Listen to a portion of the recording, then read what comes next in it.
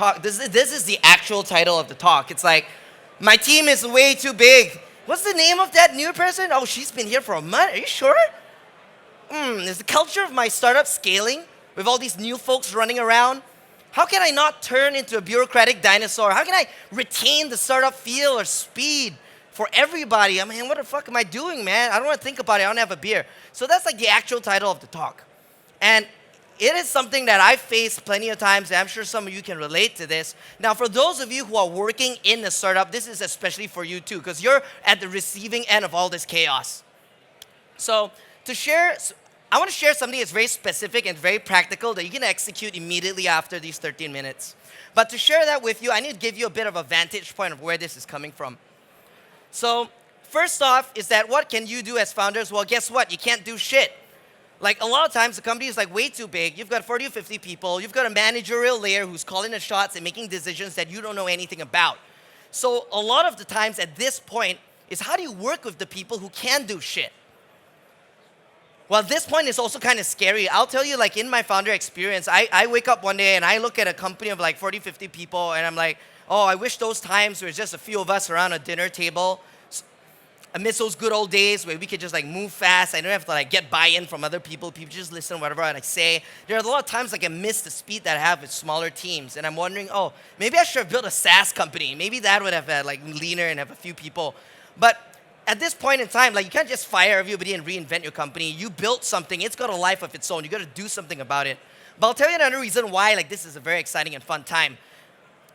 So this is like post-Halloween mayhem, but this is many Halloweens ago. I like creating things. You guys like creating things. I happen to like creating all kinds of things, not just companies, but costumes. But what's even more fun is that instead of creating a lonely Planet of the Ape, you know, I like Planet of the Apes. I like to have like group outfits when I get all my friends involved. That's the joy of building a startup with a lot of people. This is me. Instead of celebrating my birthday, having a birthday party, I have a freaking hackathon. I invite a couple of my buddies over and we just build shit. Over here is me and my early team, just a few of us around a dining table. Eventually, we built a news company, which we sold and merged with a few other companies to list on the Malaysian Stock Exchange. This company is called Says.com. We also built, that dining table also built a company which we sold to Groupon. Eventually, our team ran Groupon for Asia. That's 2,500 employees across Asia, $750 million P&L. I wasn't there for the full ride, but again, today I'm talking about some very specific point of your journey.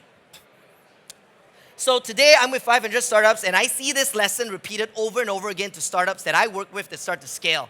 Now we've invested in 1,200 companies across 50 countries so far. And those companies who raise more money and start getting towards 50 to 100 plus employees, I sit down with them and we have this talk. This is the talk I'm gonna have with you today. So this talk is summarized as I call the ripple.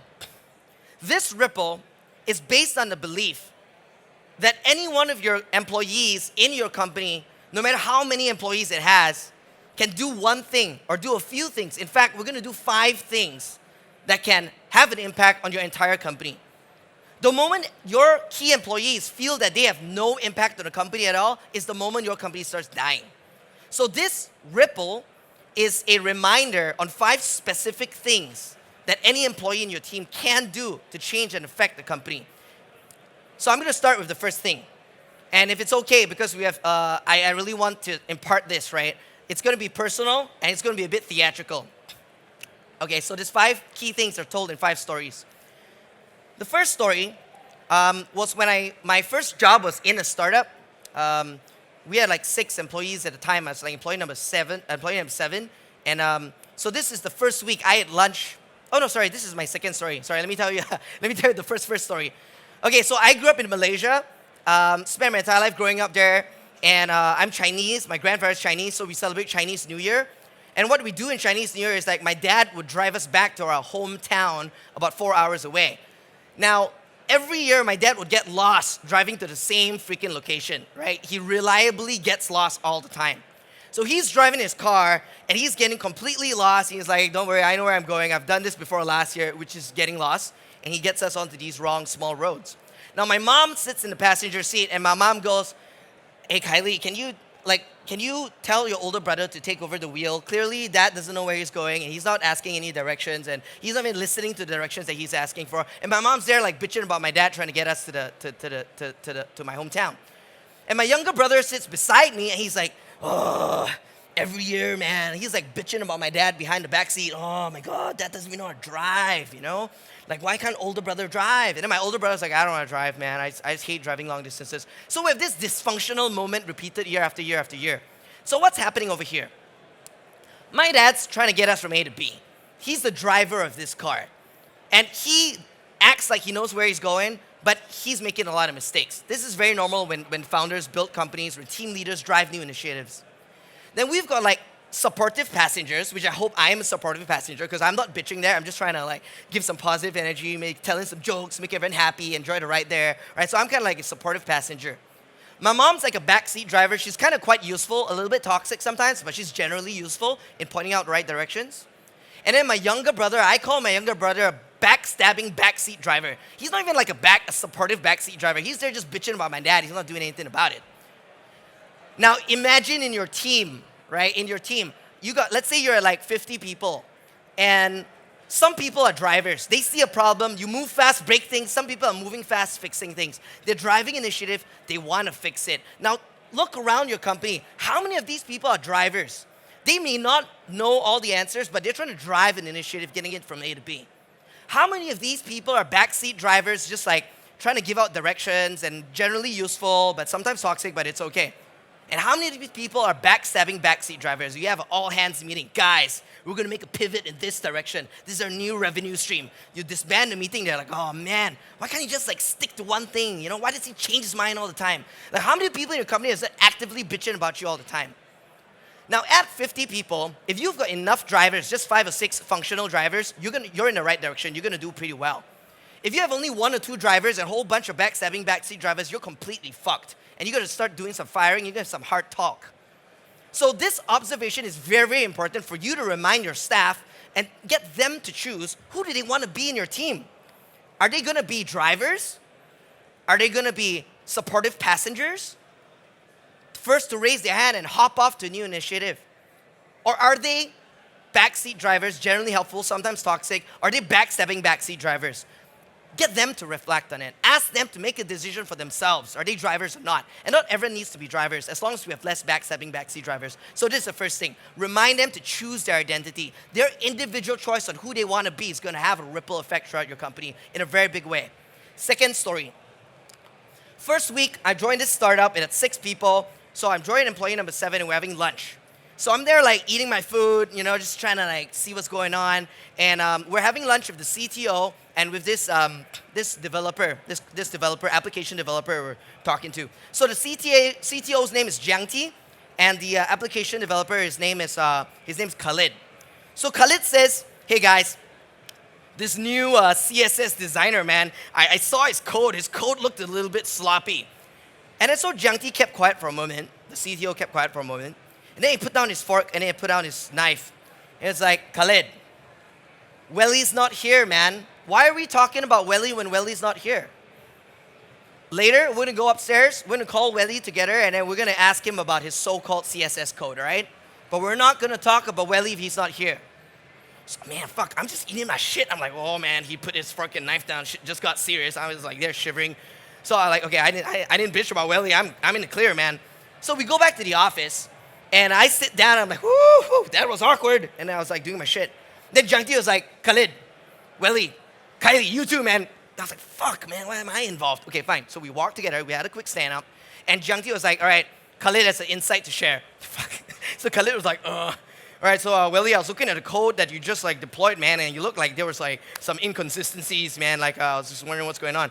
And so Welly was like, oh yeah, you know, we switched from SVN to GitHub, and you know, I just made a quick deploy in, and I'm working on it, but I fixed all that shit. So Jiangti was like, okay, any more comments, Khailee? And Khailee was like, no, all good. I'm like, okay, all good. All right, back to work, guys. We'll go back to work. This is my first experience at that company. Now, every time I have lunch with other folks, am I going to bitch about Welly's CSS code? Am I going to talk to somebody because they're not there? No, I'm not. Because like he laid down the law. He chose, as an employee and not a founder of the company, he chose the conversations he wanted to have during lunch. And you need to remind your staff about what kind of conversations they're having with their lunch buddies. Are they talking about personal growth? Are they talking about fixing things? Or are they just bitching about other people? Very freaking important. Okay, 3 minutes left. Third story. The third story is about rituals in your immediate team. At Sis.com, we had our developers adopt agile development. They had daily stand-ups. But interesting thing is because we're working in a small office, the editors of the news company, they were looking at the developers doing daily morning stand-ups, show and tell and shit. And they were like, what the hell are they doing there? And then they went to talk to the CTO. Hey, what are you guys doing standing up at 10 a.m. every morning? What are you guys doing? So, oh, we're doing this new ritual, we're doing these things. And next thing you know, the content folks are doing stand-ups. Next thing you know, the support teams are doing stand-ups. And these team rituals start to replicate themselves positively through the company.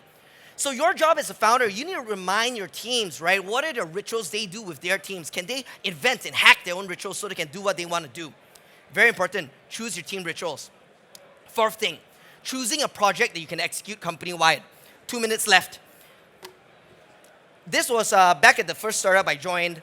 The boss was going on, the founder, Mike Reining, he was going on a vacation for 2 weeks, and he told one of the developers, he said, Yane, I've got this idea to have like an internal company blog.